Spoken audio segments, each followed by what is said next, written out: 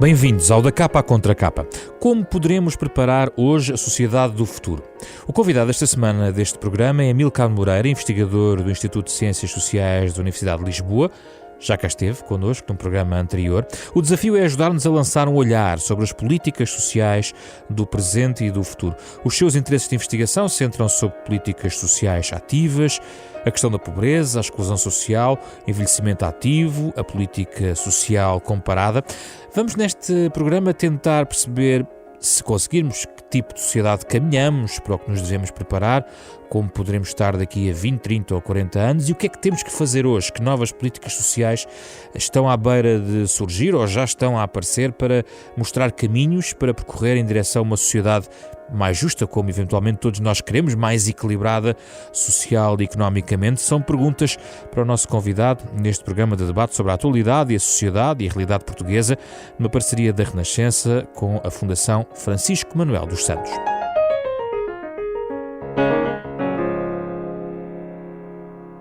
Bem-vindo, obrigado de novo pela sua presença, Amílcar Moreira, é um gosto falar consigo. Este exercício de pensar o futuro do ponto de vista social não é algo extremamente utópico, porque com os dados, eu estou a desvalorizar o meu próprio tema de programa, mas eu refleti sobre ele porque é de facto a velocidade, a dinâmica das nossas sociedades é tremenda, é tão grande que torna-se provavelmente como tentar parar o vento com as mãos, tentar desenhar ali mais à frente o que poderá ser. Como é que olha para esta ideia prospectiva do ponto de vista da sociedade? E obrigado mais uma vez pelo convite.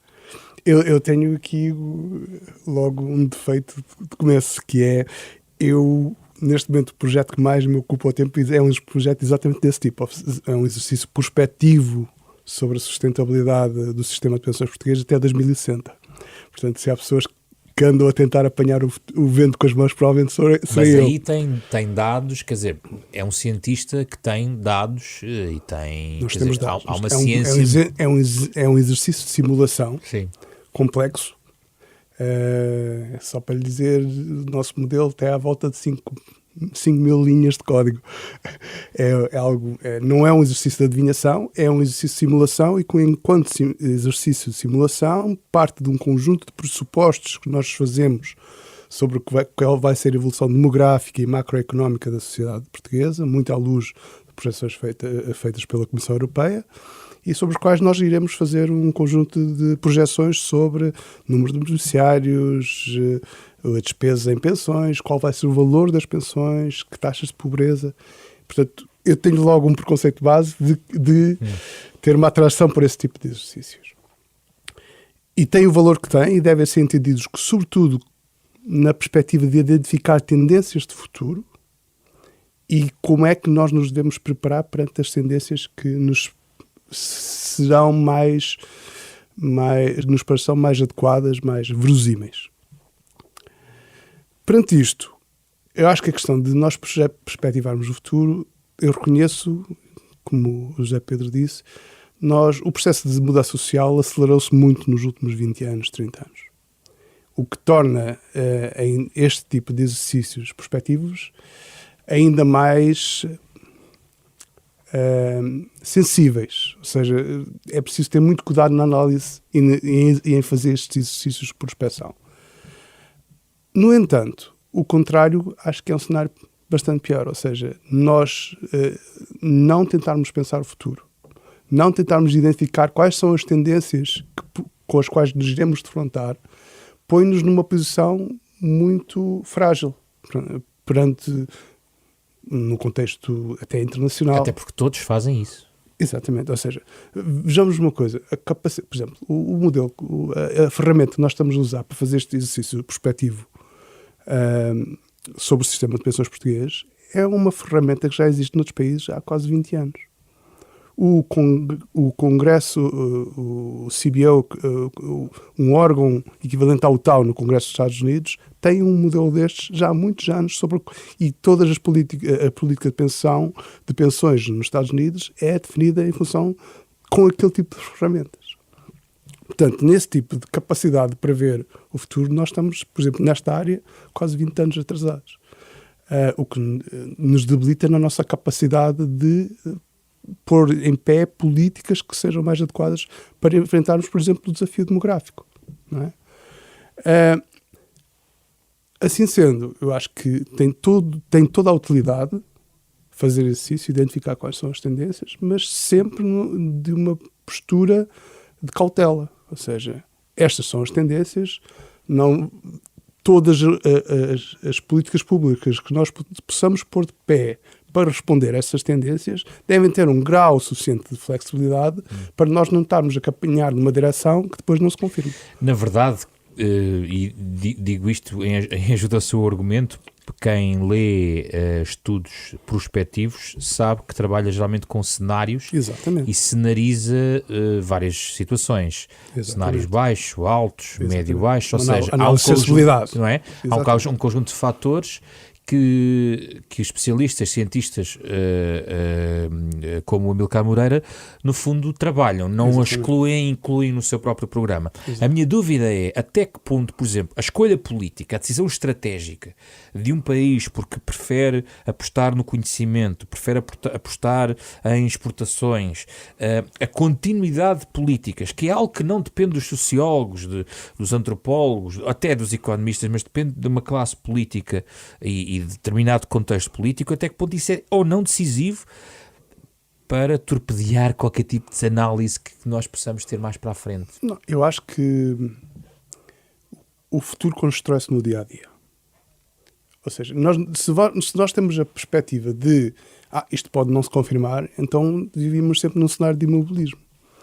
Eu dou um exemplo que eu acho que é um exemplo, para mim, muito importante até do ponto de vista histórico, que é a razão pela qual, da diferença que nós temos em relação aos países da Europa do Norte, os países do Sul têm relação, que foi uma decisão que um conjunto de países tomou, por influência, por um contexto político e também religioso distinto, de apostar na educação há cerca de 200 anos. Quando os Estados nórdicos definiram que,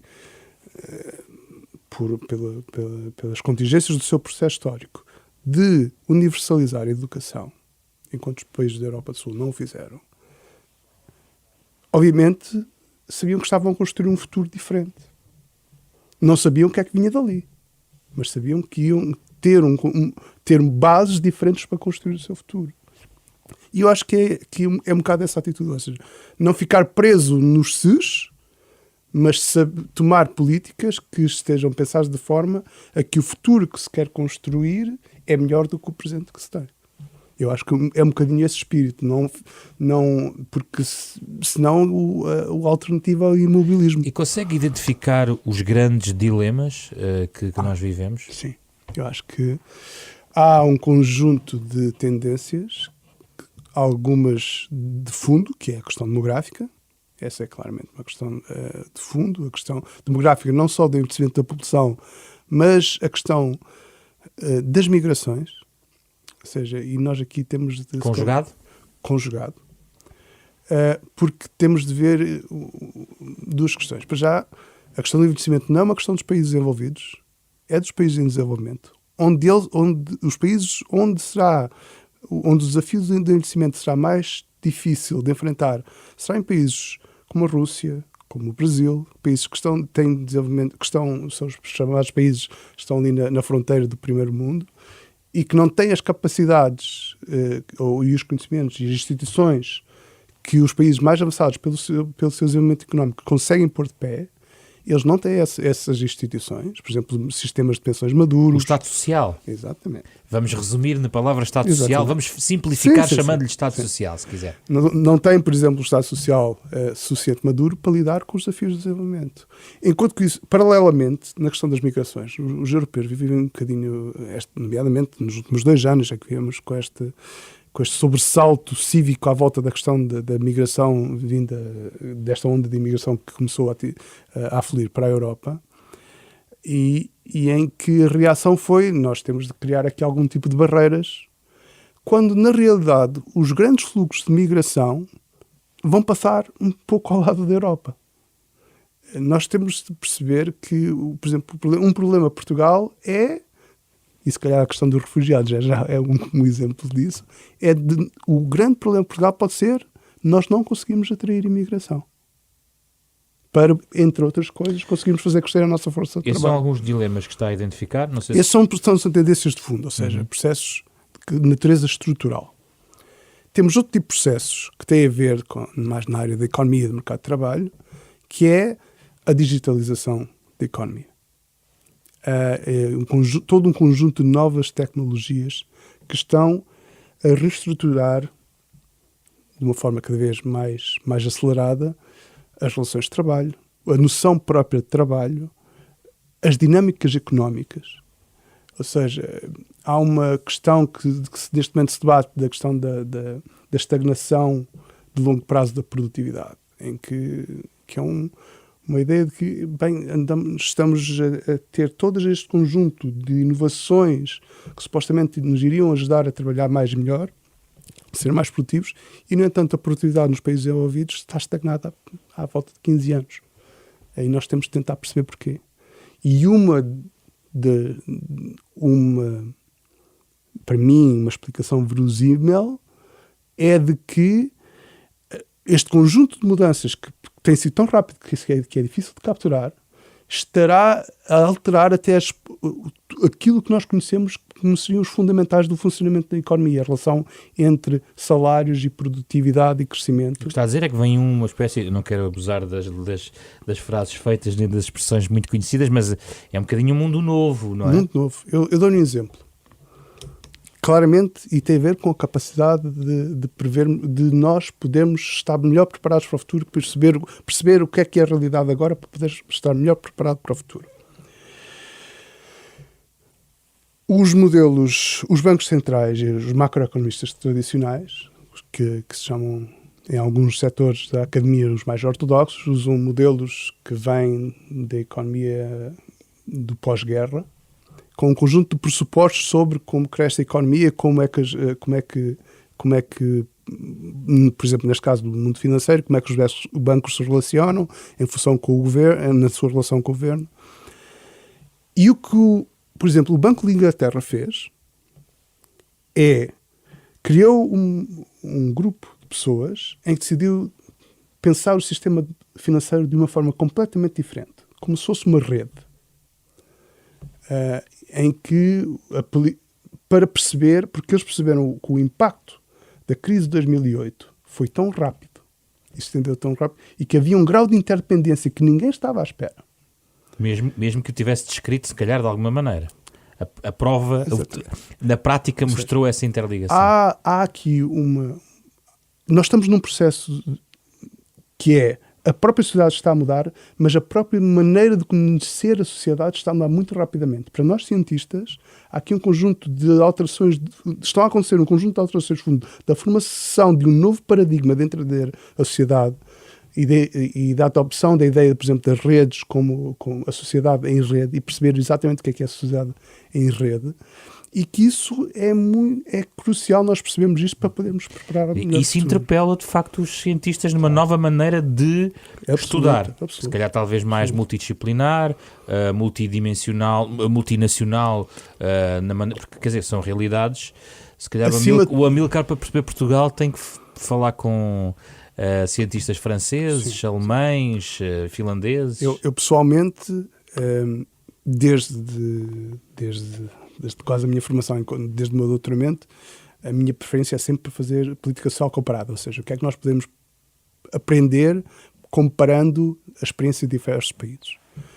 E, portanto, isso é algo que eu já venho fazendo, tento fazer ao longo da minha carreira.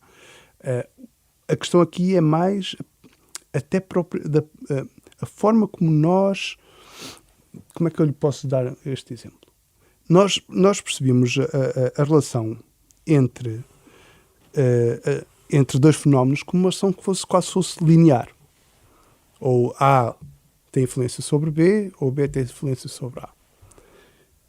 O que estas novas formas de conhecer a sociedade nos sugerem é que, de facto, pode haver dois tipos de relações e que a relação entre A e B não é necessariamente linear. E se não é linear, as presunções que nós fazemos, por exemplo, pensa em termos de projeções económicas. Se as relações entre os fenómenos económicos não forem lineares entre si, a nossa capacidade de prever o que é que poderá acontecer no futuro da economia, com este tipo de conceitos e de ferramentas que nos estão disponíveis no dia de hoje, está muito limitada. Sim, fica enfraquecida. Por isso é que, por exemplo, aquela experiência do Banco Central inglês é tão interessante. É alguém dizer assim, não, nós precisamos de uma nova lente para observar a realidade do mundo financeiro, perceber o funcionamento de uma forma alternativa, diferente, porque de facto se calhar a realidade mudou. Mas, por exemplo, que lições tira da experiência, por exemplo, uma das experiências mais mediatizadas, talvez, melhor expressão que eu encontro é esta,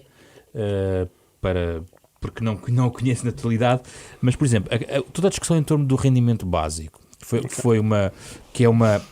que é uma linha defendida por especialistas, por cientistas, por políticos, baseada num determinado conceito da sociedade para responder não só a uma inevitabilidade que pode vir aí, mas também um problema de hoje.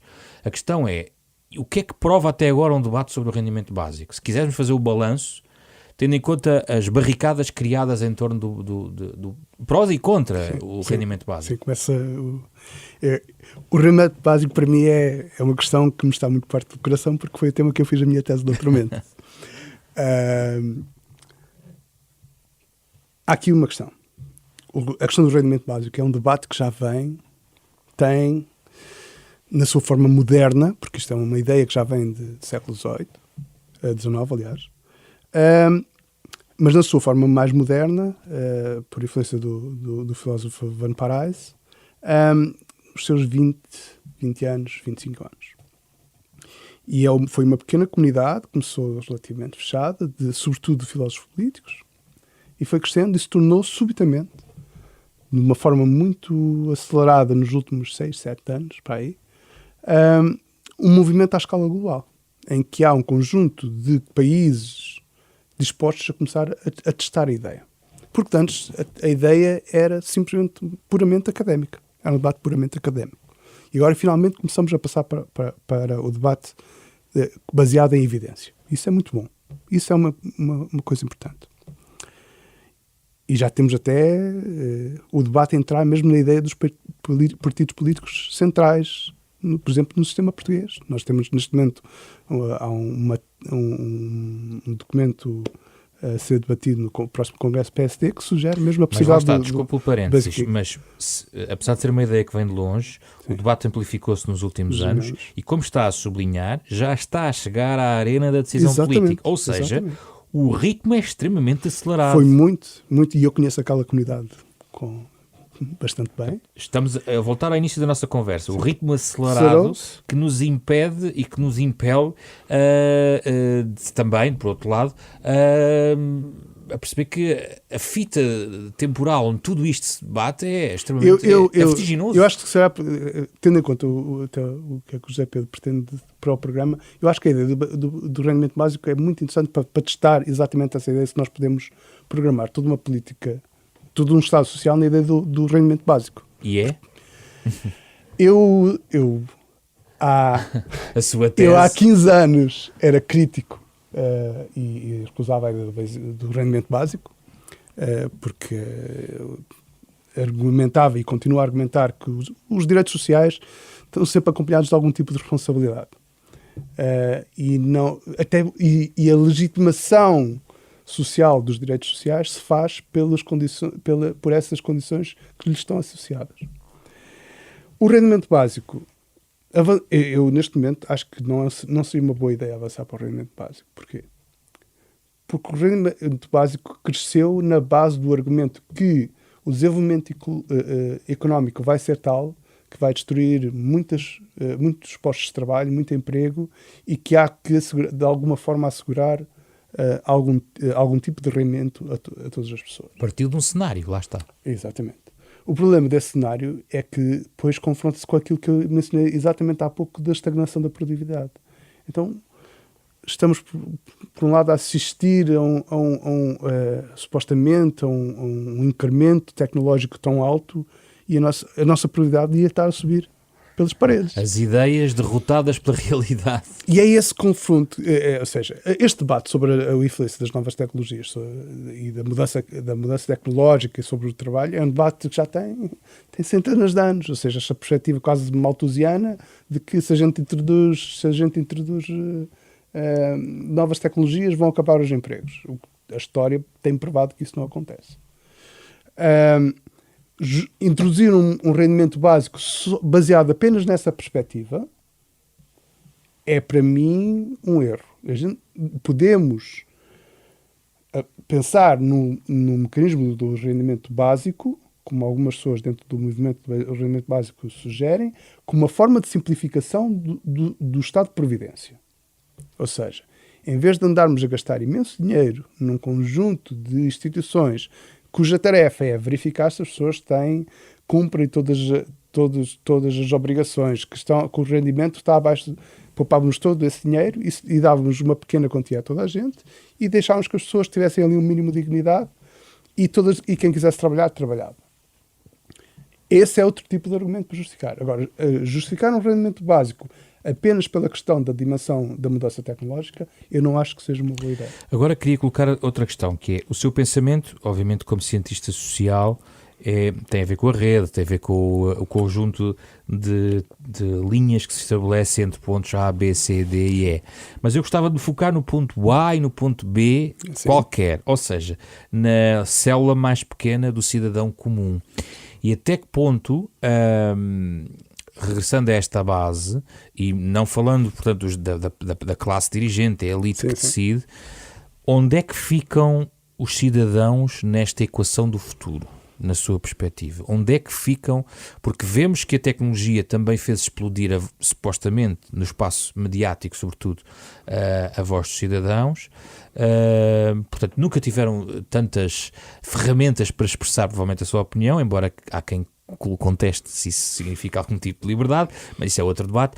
A questão é, o que é que acontece aos cidadãos comuns e que voz podem ter eles nessa nova sociedade daqui para a frente? Porque se a tecnologia parece evidente que veio para ficar, e se o debate, quando começou lá muito atrás, certamente não vai acabar amanhã. Portanto. Sim, não.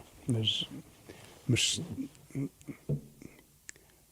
estamos a falar de qual é que é o papel que os indivíduos, ou que nós, enquanto cidadãos, possamos ter na definição desse futuro? É isso que estamos a falar? Sim, porque independentemente disso tudo, se tudo depender de uma estratégia, de um cálculo, de uma cenarização feita entre a academia e a política, e os cidadãos podem fazer a ruptura em relação a isso. Já o fizeram. Já o fizeram e estão a fazer. E foram fatores de ruptura, não é? Já o fizeram e estão a fazer. O Brexit é um exemplo claríssimo de como... Eu estudei em Inglaterra, vivi em Inglaterra quase 6 anos. É um país que me diz muito, pessoalmente. Eu fiquei muito emocionado quando soube do Brexit. Mas o Brexit tem reflete exatamente esse conflito que o José Pedro mencionou. Que perante toda uma elite que diz isto não é bom para nós, sim, isto vai ser o caos, sim. Uma parte substancial da população diz não é esse o futuro que queremos. E atuaram mediante um mecanismo que foi o mecanismo de referendo, no sentido de bloquear. Mas isso interpela os próprios cientistas, porque estamos a falar aqui de questões, por exemplo, de identidade. Não estou a falar da psicologia, mas de identidade. Sim. E a questão é, o cientista, na tal matéria multidisciplinar, que tem que fazer parte, como estávamos a concordar no fundo no início, da reflexão sobre o futuro, vai ter que integrar também este tipo de fatores? Porque onde é que entra a identidade num quadro de Excel? A identidade de um país, eu acho povo? Que aí é o que os políticos chamam mais uma questão de feedback. Os cientistas políticos chamam uma questão de feedback. Ou seja, como é que determinadas políticas ou ideias ganham apoio no público para se conquistar, para se conseguir dirigir as políticas numa determinada direção. Que é diferente de nós termos um conjunto de instituições em que se permite uma maior participação dos cidadãos na definição das políticas públicas. Por isso é que eu pedi aquela clarificação. Sim. Se estamos a falar de ter um conjunto de instituições em que nós possamos ter, em que as pessoas sintam que têm uma voz e possam tentar influenciar a forma como o processo político funciona, de outra coisa que é diferente, que é se as pessoas, se as elites, quer políticas, quer académicas, quer económicas, conseguem demonstrar aos outros grupos na sociedade que este é o bem comum. O melhor caminho. Este é o melhor caminho e esta é a solução que garante o bem comum. Se calhar é preciso uma aproximação entre eu acho que barreiras. Sabe, eu sou do interior. Sou de Macedo de Cavaleiros, Trás-os-Montes. E não estudei em Lisboa. Apenas fiz o meu mestrado em Lisboa. Depois fui para fora. E é uma coisa que eu, recorrentemente, quando vou a casa, em conversas com os meus pais, reflito sobre o facto de como as elites que me cercam pouco conhecem o país real. Mas é a primeira fase, é a primeira parte da equação que estávamos a falar. E foi isso que os americanos têm quando elegem Trump, aquela relação difícil que têm com Washington, não é? No sentido de nós não nos sentimos representados, não é? É uma questão de representação, e a representação é fundamental na questão da democracia.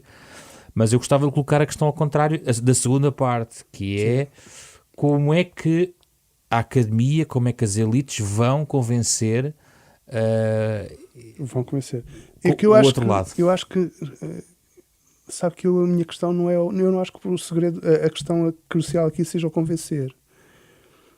As elites, a capacidade das elites de um país qualquer de gerarem consensos à volta das suas ideias depende da sua capacidade de estudar bem a realidade. Quando nós não conseguimos, o problema disto que se passa também no Reino Unido, que se passa nos Estados Unidos, é de um conjunto de elites que vive em circuito absolutamente fechado. Dizia-se isso também dos jornalistas, porque circulavam numa determinada elite, sim. E é por isso que aquela experiência que eu lhe referia de eu vir para Lisboa e eu começar a perceber-me que havia aqui uma espécie de uma comunidade relativamente fechada, de pessoas que se conheciam todas umas às outras. Em circuitos de poder, também. Circuitos de poder. Inclusive dentro da própria academia. O que é para si a sociedade civil, para acabar? A sociedade civil somos todos. E acho que há uma descrição... Quando falo somos todos, somos mesmo todos. Ou seja, o que é que eu quero dizer com isso? Há pessoas que percebem a ideia de sociedade civil apenas como os cidadãos e como aqueles que não têm poder. Ou seja, aqueles que não pertencem a elites económicas, que não pertencem ao mundo do capital. Para mim, a sociedade civil são todos uma arena em que todos os interesses da sociedade estão refletidos e têm de ser consensualizados. Não necessariamente os mais desfavorecidos. Não, eu acho que a sociedade civil é de todos. Ou seja, é que geralmente movimentos de sociedade civil partem de classes informadas até. Alguns movimentos partem de classes informadas. Sim, se nós já ao sobre direitos, sobre deveres, por exemplo. Sobre processo é normal, porque elas têm um conjunto de recursos educacionais, económicos e sociais que conseguem mobilizar em defesa dos seus interesses ou de ideias.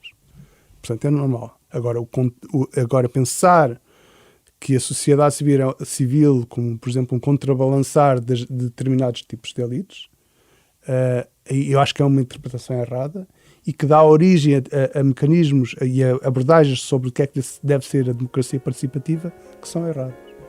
Amílcar Moreira, nós ficávamos aqui mais tempo a conversar e como em muitas conversas que fazemos da capa à contra capa, representam sempre portas e janelas que cada um pode explorar, quem nos está a ouvir e nós próprios para voltarmos a conversar. Foi um gosto recebê-lo e espero em 2018 voltar a falar consigo neste programa. Nesta edição, em parceria com a Fundação Francisco Manuel dos Santos, deixo uma nota para o aniversário da Fundação, que este mês completa 9 anos de vida, com 1 milhão de livros colocados nas mãos dos portugueses. A Fundação Francisco Manuel dos Santos vai lançar 3 novos retratos, Os Filhos da Químio, de Nelson Marques, que é uma incursão na vida de 5 mulheres que lutavam contra o cancro quando receberam notícia de que estavam grávidas. Um outro livro, Terapias, Energias e Algumas Fantasias, de João Villa-Lobos, tem a ver com terapias alternativas. E um estudo que decorre também de um tema que já aqui falámos no programa, com a devida vénia, Diários dos Tribunais, de Daniel Seabra Lopes e Ricardo Gomes Moreira, que acompanharam o dia-a-dia de 2 tribunais lisboetas e desvendam o cotidiano dos corredores da Justiça. Todas as semanas, como já deve saber, tentamos conhecer Portugal e os portugueses, debatendo também a nossa realidade, como sempre acompanhados pela música de Mário Laginha, o autor deste genérico. Eu sou José Pedro Frazão, produção de Ana Marta Domingos, apoio de Carlos Schmidt e André Peralta. Estamos consigo ao sábado às 9h30 da manhã. Pode ouvir de novo, sempre que quiser, em podcast, nas plataformas digitais habituais ou em rr.sap.pt. Até para a semana.